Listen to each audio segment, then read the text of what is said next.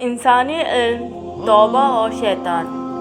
ایک دفعہ ایک اسکالر نے طنزاً یہ کہا تھا کہ آج اس زمانے میں بھی کچھ لوگ یہ یقین رکھتے ہیں کہ شیطان واقعی ایگزسٹ کرتا ہے اور رمضان میں قید بھی کر دیا جاتا ہے۔ اس پر میں نے یہ کہا کہ شیطان کی اپنی تو کوئی اہمیت نہیں، اس کی اہمیت خدا کی ایگزسٹنس سے ہے۔ آپ کھل کر کہیں کہ یہ کائنات اپنے آپ بنی ہے، آپ اپنے کروڑوں ارب سیاروں میں سے ایک پر زندگی پیدا ہو گئی، اپنے آپ 5 ارب قسم کی مخلوقات میں سے ایک کو عقل مل گئی اور وہ لباس پہننے لگی۔ پھر میں ایک شافی جواب گوشگزار کرتا ہوں، ان لوگوں کے لیے بارش اور لائف کو سسٹین کرنے والی مٹی میں کوئی نشانی نہیں، ان کے نزدیک مخلوقات کا 2 جنسوں میں پیدا ہونا کوئی نشانی نہیں۔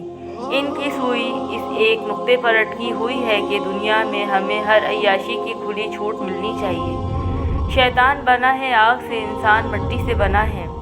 آج بھی سب سے زیادہ جراثیم مٹی میں پائے جاتے ہیں۔ دراصل مٹی میں وہ ہائیڈرو کاربنز ہوتے ہیں جن سے زندہ مخلوقات کے خلیات بنے ہیں۔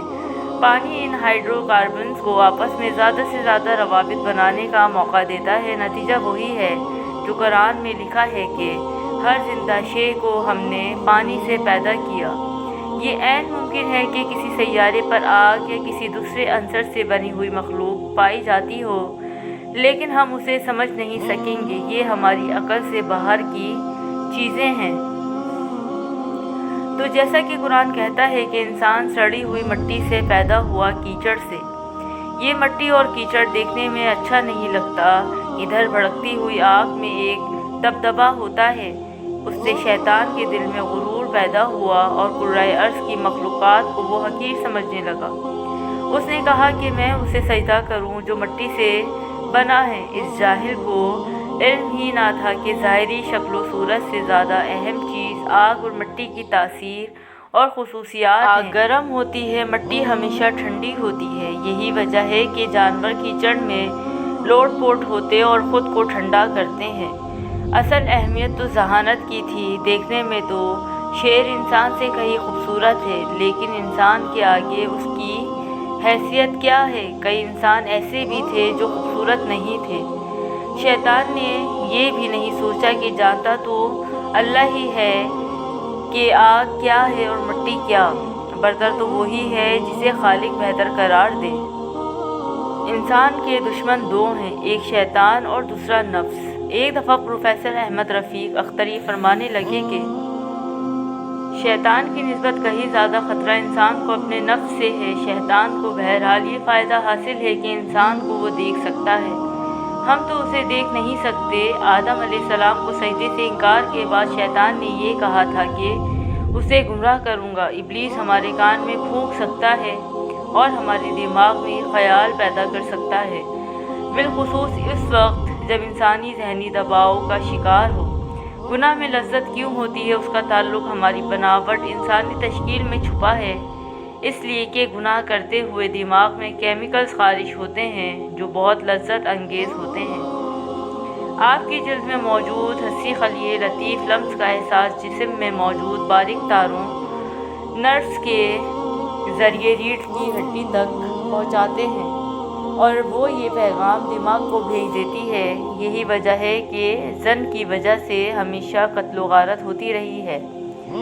خواہشات کا منبع بہرحال ہمارا اپنا ذہن ہے۔ نفس اسی طرح دماغ کے اندر قیام پذیر ہے جیسے عقل۔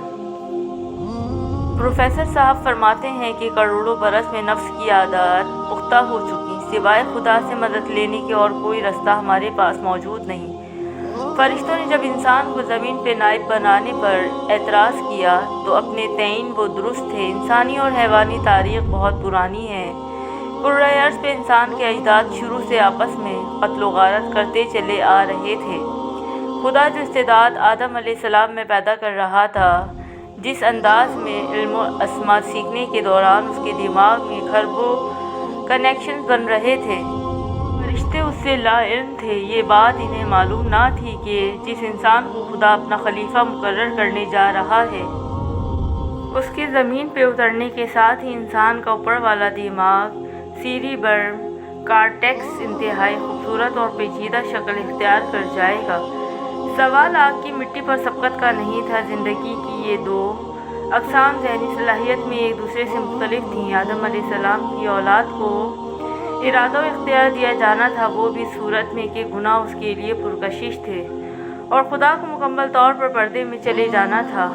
ये वो इम्तिहान है इंसान के अलावा और कोई मखलूक कभी जिससे ना गुजारी गई। शैतानी जहालत की इंतहा देखिए कि खुदा के रूबरू उसने इनकार किया। दूसरी तरफ आदम अलैहिस्सलाम को देखिए तो ममनूना शजर को छू लेने के बाद तौबा का करीना सीखा और झुक गया।